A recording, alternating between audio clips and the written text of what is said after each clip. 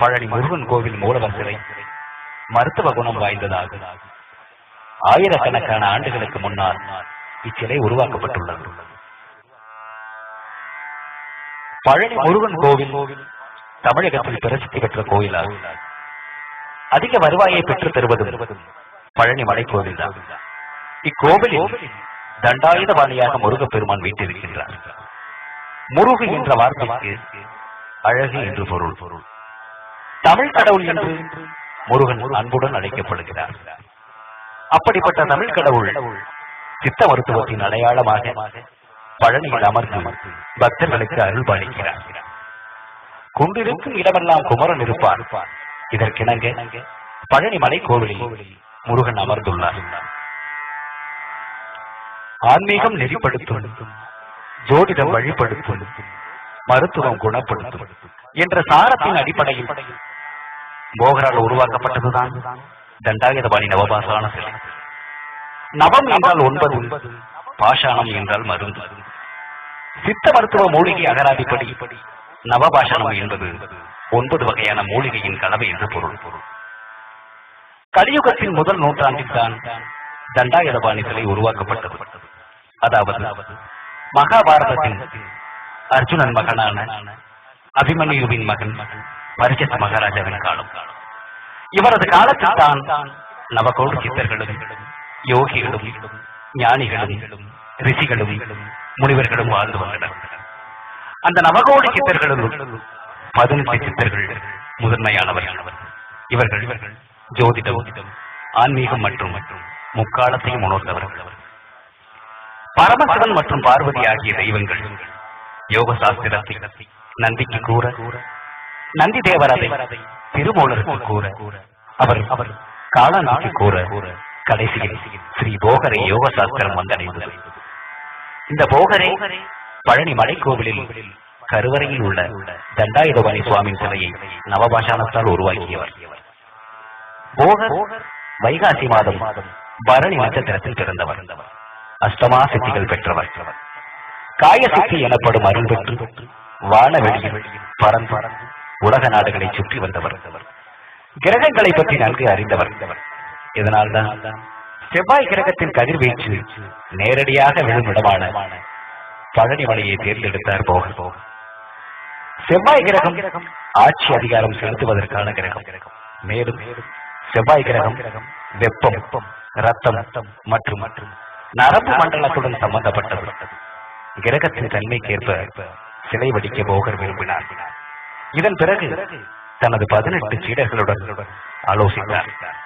64 வகை கலவை, 120 வகை உபரசம், 11 வகை உலோகச்சத்து, 15 வகை காரசாரம், 108 வகை மூலிகை சாறு, தாது பொருட்கள் மூலம் உருவான ஒரு தீமுருகல் பாசானம் மற்றும் சிவப்பு பாஸ்பரஸ், வெண் பாஸ்பரஸ் ஆகியவற்றை சேர்த்து புதுமையான கலவையை உருவாக்கி போகர் தண்டாயுதபாணி சுவாமி நவபாசான சிலையை உருவாக்கினார். இந்த கலவை ஜோதிடத்தின் தன்மையாகிய 4 யுகங்கள், 60 வருடங்கள், 12 மாதங்கள், 9 கிரகங்கள், 27 நட்சத்திரங்கள், 7 நாட்கள் ஆகியவற்றை பிரதிபலிக்கிறது. திதி, யோகம், கரணம் எனும் ஜோதிட மண்டப தத்துவப்படி செவ்வாய் கிரகத்தின் வெப்பம் மற்றும் தீமுருகல் பாசானத்தின் வெப்பத்தை இணைத்து புதுமை கலவையான நவபாசானம் தயாரிக்கப்பட்டுள்ளது. தண்டாயுதபாணி சுவாமி நீர் ஊற்றிக்கொண்டே இருக்க வேண்டும், காற்று வீசிக்கொண்டே இருக்க வேண்டும். இதன்படி பார்த்தால் மலையை சுற்றிடும் குளம், நதி, வயல்வெளிகள் இருக்க வேண்டும். பழனி மலையை சுற்றி சண்முக நதி, வையாபுரி குளம் மற்றும் வயல்வெளிகள் இருப்பதை நீங்கள் அறியலாம். அருள்மிகு தண்டாயுதபாணி சுவாமியின் சிலையை பிரதிஷ்டை செய்யும் போது குன்றின் மீதுள்ள சிலையின் சுற்றிலும் தண்ணீரால் சூழப்பட்ட நிலையில் போகர் அமைத்தார். தண்ணீரில் தாமரை, அல்லி மற்றும் உயிர் மூலிகைகள் மூலம் குளிர்ச்சியான காற்றை அதற்கு தருமாறு அமைத்திருந்தார். கலியுகாதி முதல் நூற்றாண்டில் தான் உருவாக்கிய சிலையை தனது சீடரான புலிப்பாணியிடம் கலியுகாதி 205 ஒப்படைத்துவிட்டு சிலையின் அருகில் உள்ள குகையில் போகர் ஜீவசமாதி அடைந்தார். ஜீவசமாதி அடைதல் ஒரு தியான பயிற்சி. உடலை விட்டு வெளியேறும் உயிர் விண்வெளியிலும் 9 கிரகங்களிலும் சஞ்சரிப்பது ஆகும். முற்காலத்தில் சிலை மலையின் மீது இயற்கையாகவே இருந்தது. மழை, காற்று, புயல், பனி, வெப்பம் இவற்றினால் பாதிக்கப்படாமலே இருந்து வந்தது. அந்த காலத்தில் தண்டாயுதபாணி சிலையை தவிர வேறு சிலைகள் மலையில் இருந்ததில்லை. இச்சிலை கல்லை விட கடினமானது, இரும்பை விட உருட்டையானது. சேர பாண்டிய மன்னர்கள் திருமலை நாயக்கர் காலத்தில் கோபுரம், அர்த்தராஜ கோபுரம், சுற்றுச்சுவர் அமைக்கப்பட்டது. சிலைக்கு கோவில் கட்டிய பிறகு குளிர்ச்சியை ஏற்படுத்த கொடுமுடி நீர், திருமஞ்சன நீர், குளிர்ச்சி தரக்கூடிய சந்தனம், புனுகு, ஜவ்வாது, இளநீர், பால், பஞ்சாமிர்தம் ஆகிய குளிர்ச்சியான தீர்த்தங்களால் அபிஷேகம் செய்யும் முறை ஏற்பட்டது. இதனால் தான் முருகன் அபிஷேக பிரியன் என்று அழைக்கப்படுகிறார். எல்லா தெய்வ விக்கிரகங்களையும் பிரதிஷ்டை செய்யும் போது பீடத்திற்கும் இறைவனுடைய திருமேனுக்கு இடையில் நவரத்னம் கொண்டு பிரதிஷ்டை செய்யப்படுவது வழக்கம். ஆனால் முருகன் சிலை நவரத்னங்கள் கொண்டு பிரதிஷ்டை செய்யாமல் சித்த ஆகம விதிமுறைப்படி செய்யப்பட்டுள்ளது. மருத்துவ முறையில் வடிவமைக்கப்பட்ட இச்சிலையில் தீமுருகல் பாசானம் உள்ளது. மேலும் திருமஞ்சனம், தண்ணீர் அபிஷேகம் தொடர்ச்சியாக நடைபெறுவதால் சுவாமி சிலையிலிருந்து ஒரு மதுரமான மருத்துவ மனம் வீசிக்கொண்டிருக்கும். இதனால் சிலையை நேரடியாக தரிசித்தால் நோய்கள் நீங்கும் என பக்தர்கள் நம்புகின்றனர். மலையேறி தண்டாயுதபாணி சுவாமியை தரிசித்தால் சுவாசமும் மனமும் ஒருநிலைப்பட்டு சுவாமியை ஒரு வினாடி பார்த்தவுடன் மதுரமான மருத்துவ சக்தியினால் ஆக்னாபீடம் என்ற புருவ மத்தியில் உணர்வு தூண்டப்பட்டு ரத்தம் சுத்தியாகிறது. இதனால் மக்களுக்கு உடலில் ஜீவகாந்த ஆற்றல் எனப்படும் ஒரு வகை சக்தி ஏற்பட்டு நோய்கள் நீங்கி நீண்ட ஆயுளுடன் வாழ வழிவகுக்கிறது. மேற்கூறியவற்றிற்கு போகர் 7000, போகர் சூத்திரம், போகர் கருக்கடை 100, போகர் மருத்துவ சூத்திரம், போகர் 12000 ஆகிய நூல்களில் ஆதாரம் இருப்பதாக சொல்லப்படுகிறது.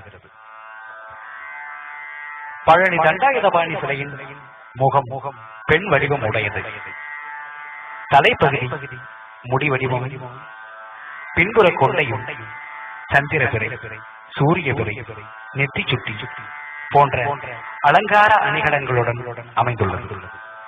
காதில் மகர கொண்டலமும் அமைந்துள்ளது. மார்பு ஆண் வடிவம், நெஞ்சில் குழியும் கொங்கையில்லா தன்மையும், அணிகலன் அலங்கார வடிவமும், கீழே குறியில்லாத நிலையிலும் சிலை அமைந்துள்ளது. மேலிருந்து கீழே வர குறுகிய நிலையிலும், வலதுபுறம் தண்டும் இடது இடத்தில் கைகொண்டும் குன்றின் மேல் நிற்கும் பாதமில்லாத அமைப்பில் சிலை பிரதிஷ்டை செய்யப்பட்டுள்ளது. தண்டை ஆயுதமாக ஏந்தியுள்ளதால் தண்டாயுதபாணி என பெயர் பெற்றார். ஆண், பெண், அலி, அவன், அவள், அது, அதாவது பதி, பசு, பாசம் ஆகியவைகளுக்கு அப்பாற்பட்ட நிலையில் உயிர் சம்பந்தப்பட்ட இயக்க தூண்டுதலுக்கு உரிய சிலையாகும்.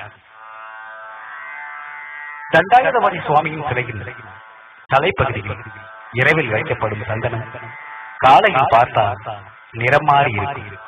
மேலும் அதிக மருத்துவ குணம் வாய்ந்ததாக மாறிவிடும். அந்த அளவுக்கு சிலை மருத்துவ குணம் உள்ளது. அந்த சந்தனத்தை உடம்பில் பூசிக்கொண்டாலோ அல்லது சாப்பிட்டாலோ நோய் நொடிகள் நீங்கும்.